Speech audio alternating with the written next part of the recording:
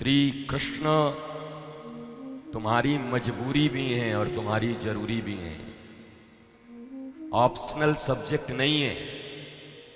यहाँ भैया ऐच्छिक विषय है, हमारा मन होगा तो पढ़ेंगे, नहीं होगा तो नहीं पढ़ेंगे, रोगे। कोई माई का लाल इस पृथ्वी पर पैदा लेकर और उस परम सत्ता के परम तत्व को जाने बिना, संपूर्ण रूप से स्वीकार किए बिना, अमेरिका का राष्ट्रपति हो या यूएनओ का चीफ हो, कोई भी हो, लेकिन जो आह्लाद, आनंद, प्रेम, शांति, ब्लिसफुलनेस,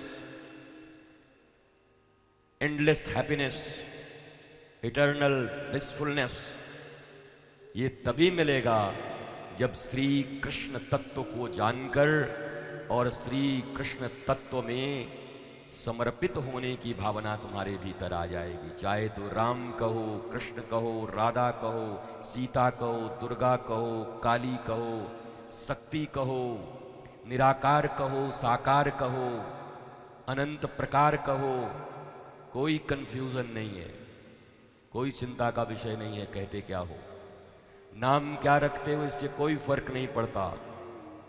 सोने का नाम कल से कोना रख दो, ये सोना अब कोना बोला जाएगा, तो क्या कीमत कम हो जाएगी उसकी? कोना बोलने से कीमत वही रहेगी, उस धातु की कीमत वही रहेगी, उसके पार्टिकल्स वही रहेंगे, उसके कंपोजिशन वही रहेंगे, उसके लाभ हानि वही रहेंगे। नाम बदलने से कुछ होगा नहीं।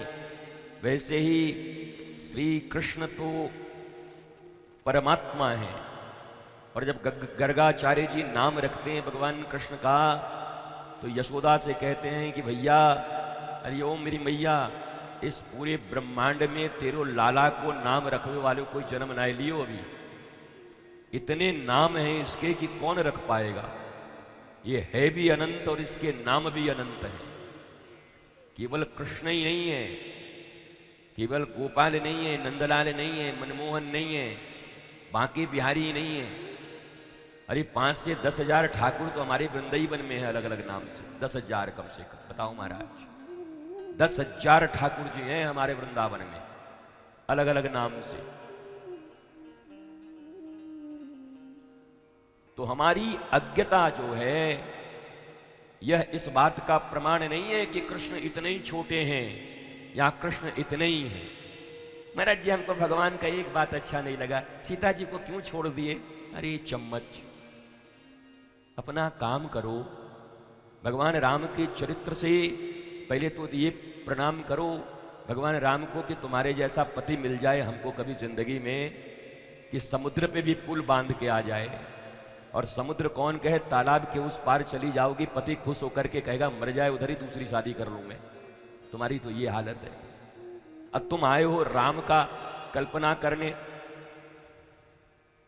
या इसको बंद करो, ये पानी सड़ गया है इसमें, बहुत भयंकर दुर्गंध है। वाह भैया, तुम्हारी सेवा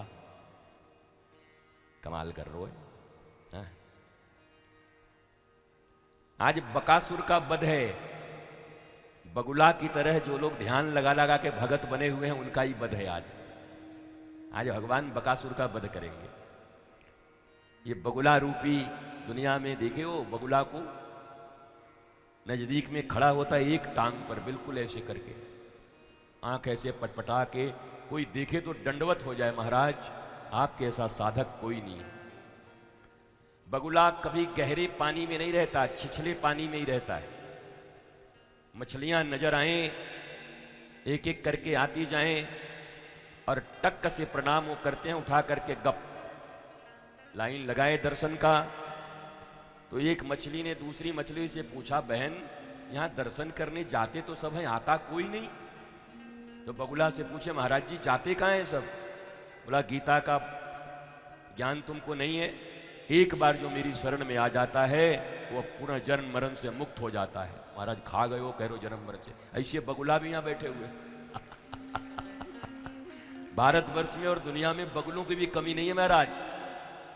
आखिर हमारा धर्म बदनाम हुआ, हमारे धर्म पे अगर आवाजें उठाई गईं तो ऐसी बात नहीं है। बाकी तो कुछ विधर्मी लोग हैं, कुकर्मी लोग हैं, उनको रास नहीं आता सनातन, कुछ न कुछ बोलते ही रहते हैं। पर ऐसी भी बात नहीं कि बिल्कुल ही बगुला नहीं है, बगुलों की भी कोई कमी नहीं है। टकाटक टकाटक टकाटक एक पैर पे खड़ा रहता है बगुला, ऐसे करके एक पांव ऐसे एक पांव ऐसे रखता है, मानो आशीर्वाद की मुद्रा में है। तो हमारे संग भी जो लोग आए हैं, हमारे प्रिय लोग, सेवा का दंभ भरते हुए, अब बेचारे एक बर्मन जी हमारे हैं, अब एक बर्मन जी के ऊपर में सारा लठिया लगा करके कह रहे हैं तुम ही पूरा गिरिराज जी उठाओ। अच्छा, काम में काम क्या है मैं तुम्हें बताऊं। अगर कोई कार्य होवे तो बाकी लोग यही काम समझते हैं कि हम उन तक बात पहुंचा दे, वही उनका काम है। वाह भैया, एक व्यक्ति तक बात पहुंचा दे, इसी को कर्म समझते हैं। जरा सोचो, भगवतीय कार्य में तुम साधारण सामाजिक कर्म में भी जाते हो, किसी के विवाह इत्यादि, गांव में विवाह शादी हो रहा है, तब भी तुम अपना हाथ बटाई देते हो। और आज परमात्मा का यहाँ जन्म हुआ, कल यहाँ फिर विवाह होगा, इससे बड़ा उत्सव और अवसर जीवन में तुम्हें कब मिलेगा, कब आएगा। अगर प्रत्यक्ष भागीदारी न रहे तो याद रखना, इस दुनिया में बिना शुल्क के तो भगवान भी नहीं मिलते। कौन कहता है भगवान बिना शुल्क के मिलते हैं? साबित करो, मैं शास्त्रों से साबित करता हूं। बोलो, बस सबरी को कैसे मिल गए महाराज और जूठा बेर खा गए। अरे सबरी के तुम 100 मिल पाओगे? सबरी की इतनी बदनामी हुई उस जंगल में, उस वन में, सारे जितने भी ऋषि मुनि थे उस समय के सबरी से चलते थे। उनके गुरु मतंग ऋषि के ऊपर में कैसे कैसे आरोप लगाए गए कि बताओ सबरी के साथ रहता है, महिला के साथ रहता है, बड़ा गुरु घंटाल बना हुआ है। जिन सबरी के नाम लेकर के बड़ी सबरी राम राम किए जा रहे हो, उनके थोड़ा डार्क को भी देख लेना।